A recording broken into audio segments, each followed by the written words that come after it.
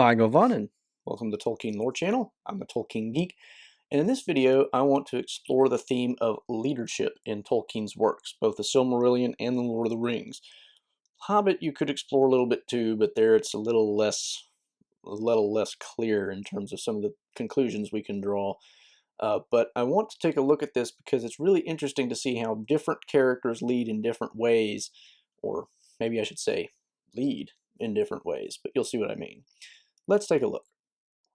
So one aspect of leadership, and this is where it gets into the idea of what leading actually is the idea of whether you lead from the front or from behind. Generally speaking, when we see the good guys, we always see them leading from the front. Gandalf is in the thick of battle, Aragorn's in the thick of battle, Éomer is in the thick of battle, Theoden's in the thick of battle, except when he's sitting on his throne decrepit and not really realizing how decrepit he's become. But apart from that, that's what the good guys typically do. Now, we have an exception in Denethor.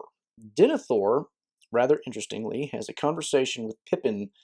Well, the conversation he's having is with Gandalf, and Pippin kind of busts in at one point. Gandalf has just come back from Osgiliath at the front and said that one has come whom I feared. And Pippin says, "Not the Dark Lord." And Denethor basically laughs and says, "No, he won't come until maybe at the very end, just to, rub it into my face, basically." And he says, all wise leaders lead from, have servants do their work while they stay safe behind. And he said, otherwise, why would I be here spending even my sons? And here we get a really interesting view into Denethor and his mentality, because Denethor is very different from most of the leaders, and we can see how Tolkien thinks of Denethor because of this, because Denethor is definitely not the heroic type. He's not leading from the front, and he kind of gets what he deserves in the end. Everybody else, on the other hand, like I mentioned, Aragorn, Éomer, etc., they all do lead from the front because they realize that part of what being a leader is you have to be out there doing the same thing. You are providing an example to your followers, and that includes soldiers.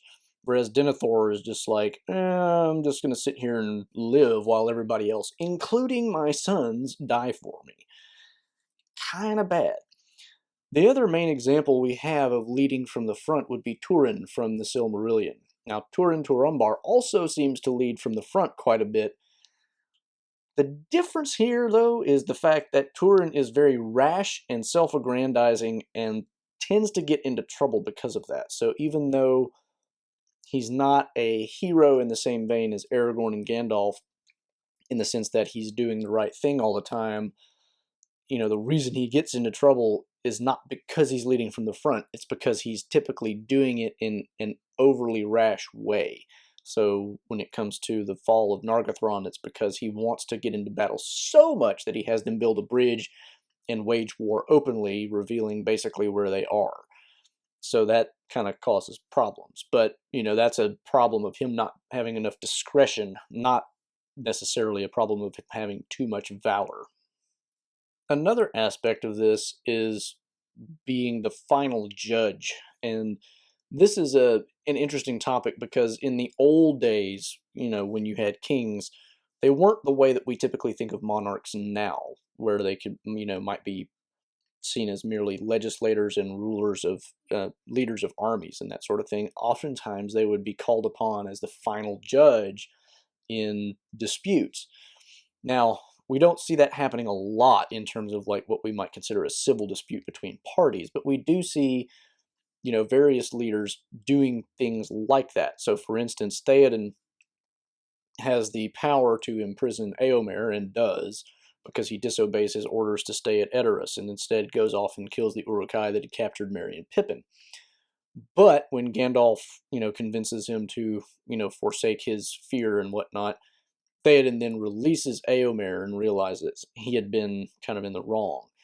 He also ends up showing some of the same kind of qualities after the Battle of Helm's Deep, when the Dunlendings, unlike the Uruk-hai who fought to the last orc, the Dunlendings who fought with them, who were men, they kind of surrendered.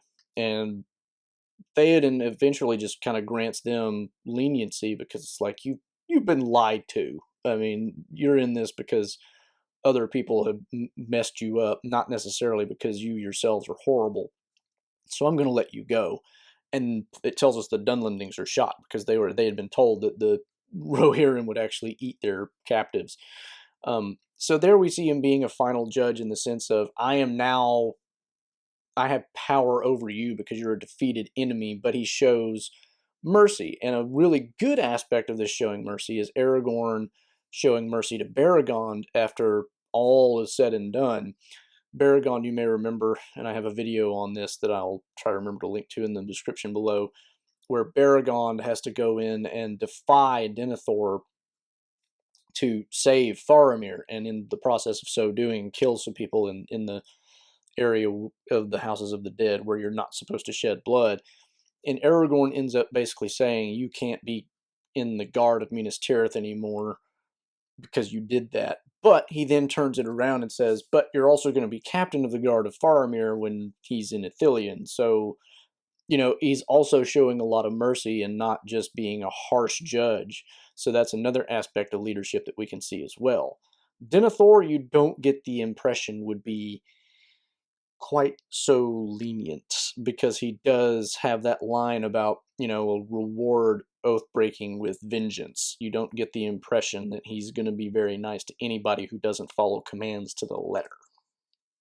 Another interesting thing here is another one that goes way back to old northern traditions of what kings are supposed to be like, and we can see this in the poem Beowulf, for instance, where the king Hrothgar, I hope I'm pronouncing that right, is said to be a giver of gifts to his followers. And this is a thing that was a fairly common idea in the north of Europe, in that kings were supposed to have, they have followers who do their bidding, but in return, the king gives them gifts.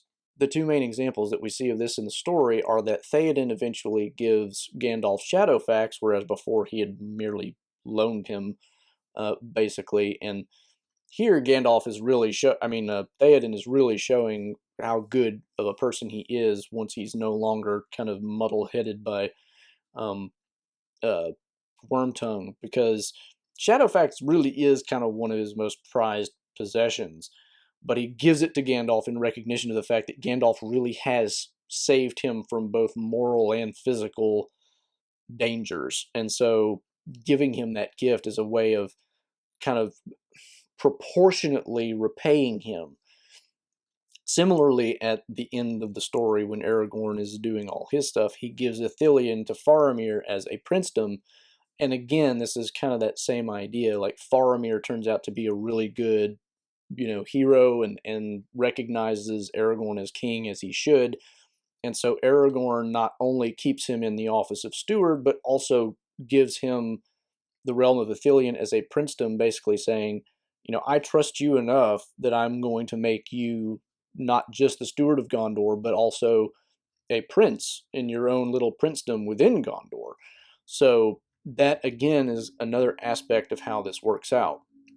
Now, you see this also in the Silmarillion, where Thingol gives Beleg the sword Anglachel when he goes out to try to find Turin, and he doesn't specifically give him Anglachel. He basically says, take any weapon you want from my horde, because he recognizes what Beleg is doing is in service to what Thingol wants. Thingol wants him to find Turin to bring him back, so as to, extend his pardon and bring him back into his family as a foster son.